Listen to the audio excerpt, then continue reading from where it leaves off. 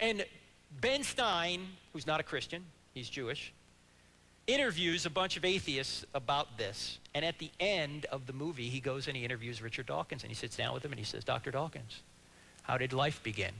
And originally Dawkins said, well, you know what, I have no idea.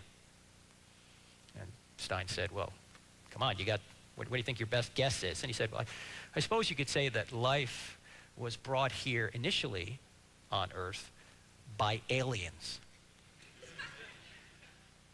At that point, Ben Stein said, I don't believe it.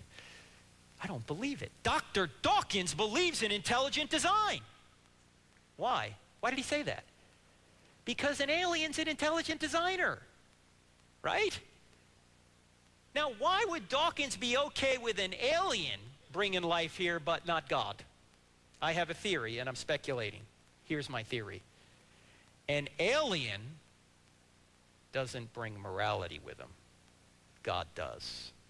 You don't have to bow your knee to an alien. But if God exists, you do bow your knee to God, and Dawkins doesn't want to do that. By the way, this puts the problem off one further step, doesn't it? Where did the alien come from? By the way, this is not like asking who made God, because if God is outside the universe, he's unmade. But an alien is a created being. Who created the alien? I mean, if natural forces can't create life here on Earth, why should we expect natural forces, wherever the natural forces came from, to create life somewhere else in the universe and then bring it here? It takes a lot of faith to believe that that's the case, isn't it? There's no empirical evidence for this. It violates the principle of uniformity, yet Dawkins suggests it. Why? Because that G word. You just want to avoid the G word. That's what it seems like to me.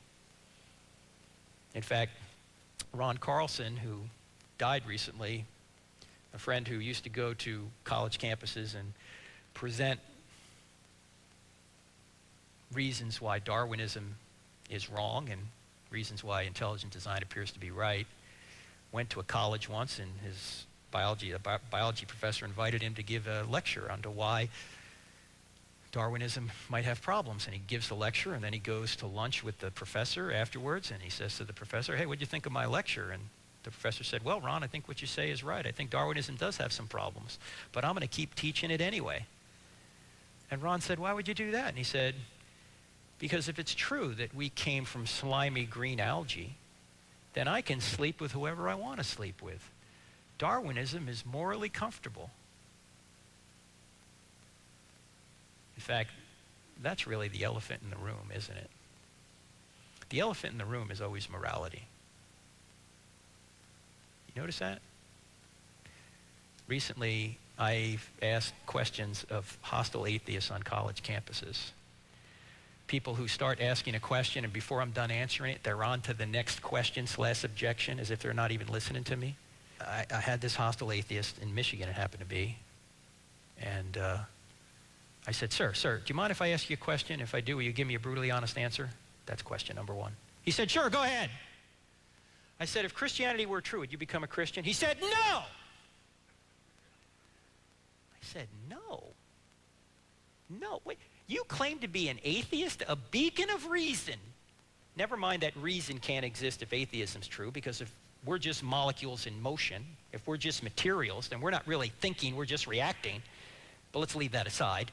You claim to be a beacon of reason, and I ask you, if something were true, would you believe it? And you say no? How is that reasonable?